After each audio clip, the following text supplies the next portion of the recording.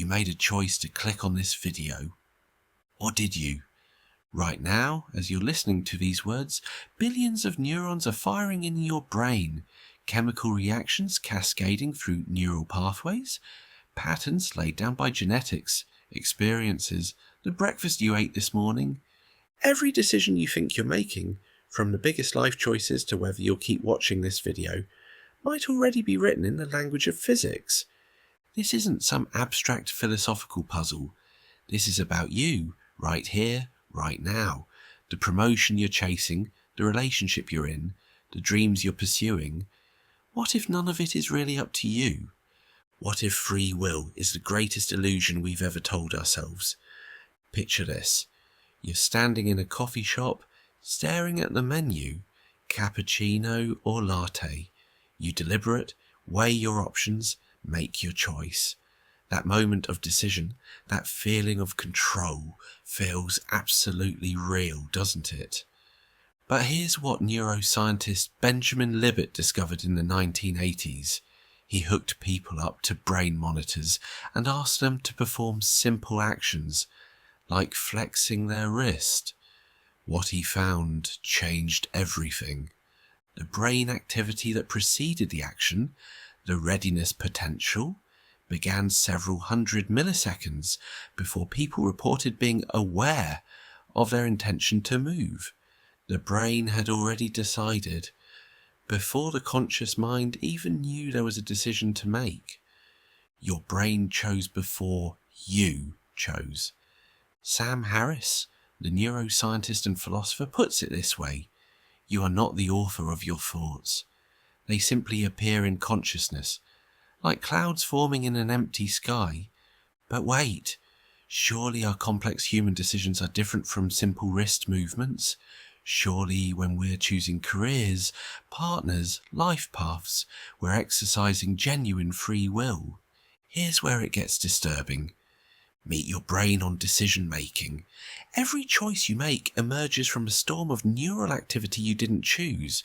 Your genes, inherited, not selected.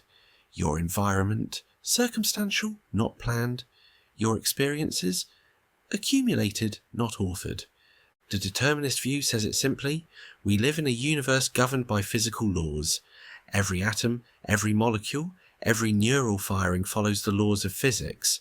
If you could rewind the universe to any moment and play it forward again, everything would unfold exactly the same way. Your choice of career, the result of countless variables, your upbringing, your talents, the opportunities you encountered, the people you met, the books you read, the conversations you had, even your personality, the very thing that makes you you, is largely determined by factors beyond your control. The philosopher Paul Holzer argues that moral responsibility is impossible if determinism is true. How can we praise someone for achievements they didn't truly choose? How can we blame someone for actions that were inevitable? But here's where the plot thickens. Quantum mechanics throws a wrench into perfect determinism. At the subatomic level, true randomness exists. Particles don't follow predictable paths. They exist in probability clouds until observed. Some argue this quantum randomness creates space for free will. If the universe isn't perfectly deterministic, maybe consciousness can influence outcomes at the quantum level. But here's the twist. Randomness isn't freedom either. If your decisions are random, they're not really yours in any meaningful sense. A random decision is just as problematic as a determined one. You're caught between determinism and randomness, and neither offers the freedom you thought you had. The physicist Sean Carroll makes this point beautifully. We are not separate from the physical world that made us. We are part of it. Our choices are part of the universe choosing. But what about the feeling of choice? That undeniable sense that you're the author of your actions? The compatibilists offer a different perspective. Philosophers like Daniel Dennett argue that free will and determinism can coexist. The key is redefining what we mean by free will. Your choice doesn't have to be uncaused to be free. It just needs to flow from your own desires, beliefs, and reasoning processes.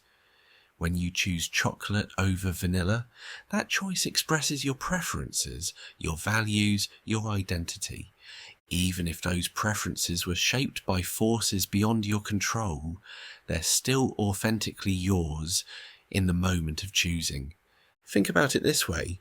A river doesn't choose its path, but it's still the river doing the flowing.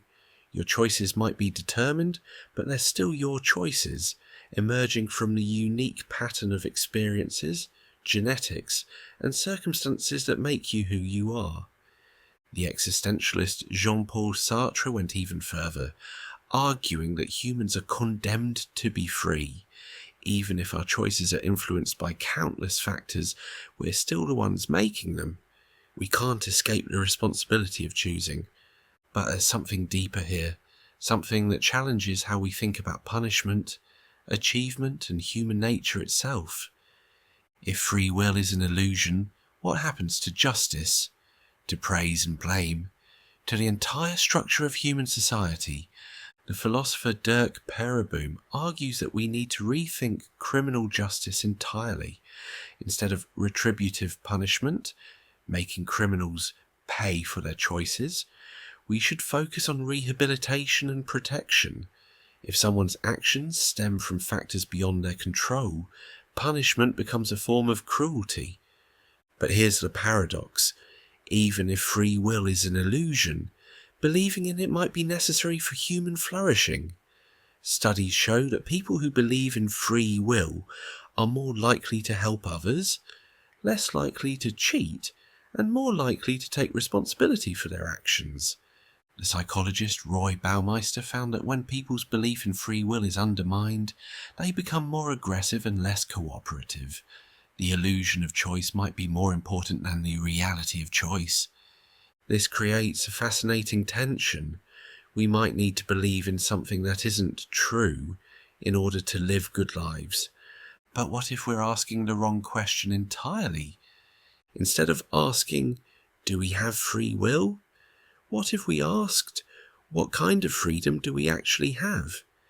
You might not choose your initial desires, but you can choose how to respond to them. You might not control your first thought, but you can influence your second thought. You might not be the ultimate author of your actions, but you can be an active participant in the story. The neuroscientist Robert Sapolsky, who argues strongly against free will, still lives as if his choices matter. He still makes decisions, pursues goals, and takes responsibility for his actions. Even the strongest determinists live as if they have agency. Maybe the question isn't whether free will exists, but how we can live meaningfully within whatever constraints we face. Here's what might be the most important insight. Whether or not you have free will, you still have to live. You still have to make choices. Even if those choices are determined, you still have to take action, even if that action is inevitable. The compatibilist philosopher Harry Frankfurt suggests that what matters isn't whether our actions are determined, but whether they align with our deeper values and commitments. Freedom isn't about escaping causation. It's about being the kind of person whose actions flow from who you really are. Your genetics and environment shaped you, but they shaped you into someone capable of reflection, growth, and change. Even if change is determined, it's still real change. Even if growth is inevitable, it's still meaningful growth. The person you become tomorrow will be shaped by the choices you make today, whether those choices are free or not. So, here's where we land. The myth of free will might be just that.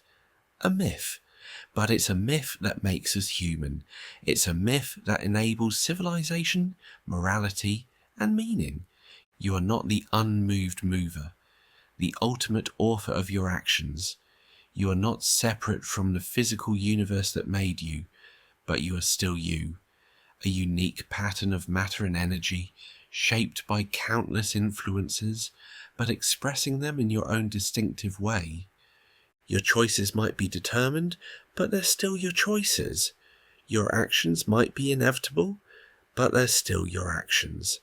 Your life might be written in the language of physics, but you're still the one living it. The next time you make a decision, whether it's what to have for lunch or how to spend your life, remember this: whether the choice is free or determined, it's still happening through you. You are the universe's way of making that choice. And in the end, maybe that's enough. Maybe that's everything. The myth of free will isn't just about philosophy. It's about how you'll live the rest of your life. Whether you believe in ultimate freedom or complete determinism, you still have to decide what to do next. That decision, free or determined, is waiting for you.